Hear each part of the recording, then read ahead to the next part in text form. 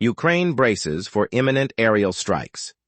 President Volodymyr Zelensky has issued an urgent warning to the international community, stating that Ukrainian intelligence expects a massive, coordinated Russian missile and drone assault within the next 24 hours.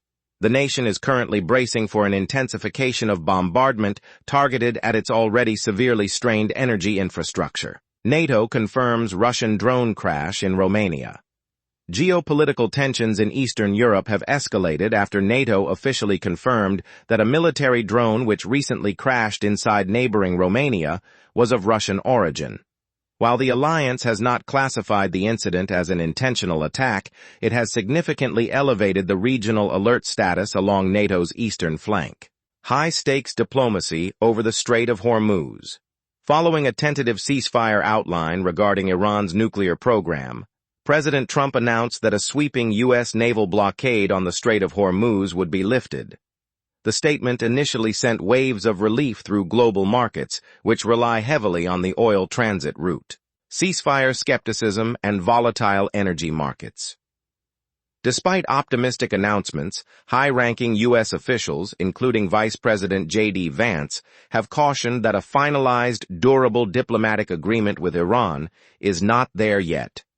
Brent crude oil futures fell roughly 1.8% to $92.10 a barrel on the news, remaining highly volatile as naval fleets stay stationed nearby. Extreme economic strain hits Japanese industry.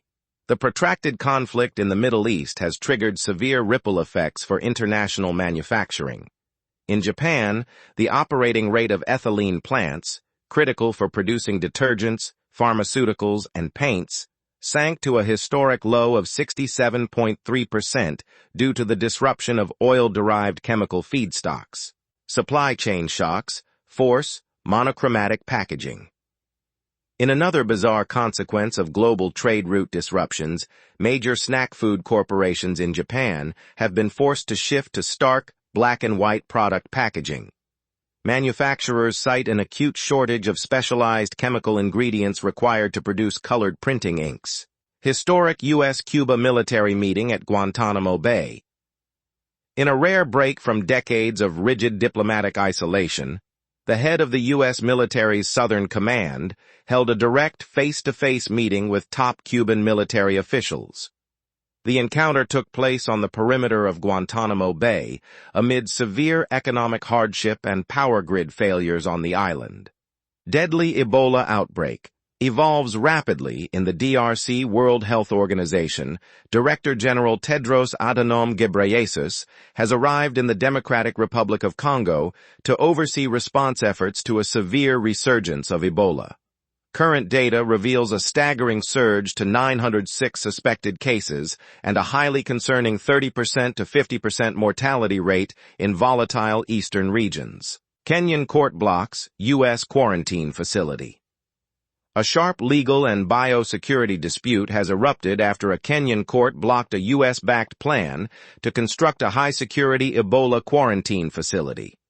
The center was intended to serve as a transit hub for American healthcare workers, but local civil society groups successfully argued it posed an unacceptable risk to domestic public health. Blue Origin investigates launchpad explosion. Space exploration analysts are reeling after a next-generation rocket developed by Jeff Bezos's aerospace firm, Blue Origin, exploded into a massive fireball directly on its launchpad during a routine test. While automated safety protocols prevented loss of life, the extensive physical damage has cast uncertainty over upcoming NASA-partnered lunar timelines. Federal judge overrules rebranding of the Kennedy Center. In American domestic politics, a federal judge issued a significant legal rebuke to the administration, ruling it illegal to unilaterally place the president's name on the historic Kennedy Center building. Following the judicial defeat, President Trump sought to downplay the conflict, stating he ultimately has no interest in the memorial placement. Pam Bondi faces congressional heat over Epstein files. Capitol Hill has seen intense media scrutiny as former Florida Attorney General Pam Bondi appeared before a combative House committee interview. Lawmakers aggressively pressed Bondi regarding her past handling of official state investigative files related to the notorious financier Jeffrey Epstein. U.S. stocks hit record highs. Powered by AI demand, Wall Street extended its record-setting rally, putting the S&P 500 on track for its ninth straight weekly advance. The tech sector heavily led the gains, with Dell Technologies surging 33% after reporting profits that shattered market expectations due to overwhelming demand for AI computing hardware. Global cybersecurity warnings, triggered by advanced AI models. Japanese Finance Minister Satsuki Katayama welcomed a decision by OpenAI to grant domestic financial institutions access to an advanced cybersecurity model. The move comes amid rising global anxiety over potential infrastructure attacks following Anthropic's release of its highly sophisticated Claude Mythos model. The arrival of a rare blue micromoon. Astronomy enthusiasts around the globe are preparing for a spectacular celestial display this weekend as a rare blue micromoon rises. This phenomenon occurs when a full moon coincides precisely with its farthest orbital point from Earth, making it appear roughly 14% smaller and noticeably dimmer than usual. Fast fashion giant Shein acquires sustainable brand Everlane. The retail landscape has been thoroughly upended by a massive corporate acquisition as e-commerce giant Shein completed its purchase of Everlane. The merger represents a stark, controversial collision of two diametrically opposed business philosophies: high-volume fast fashion and radical transparency sustainability. Brutal heat wave grinds down players at the French Open. In sports, elite tennis players are battling extreme weather conditions as a severe early summer heat wave bakes the clay courts of Roland Garros. Amid the grueling, physically exhausting matches, multi-time Grand Slam champion Naomi Osaka has stolen the spotlight with bold, high-fashion court attire. World Cup national teams arrive at base camps.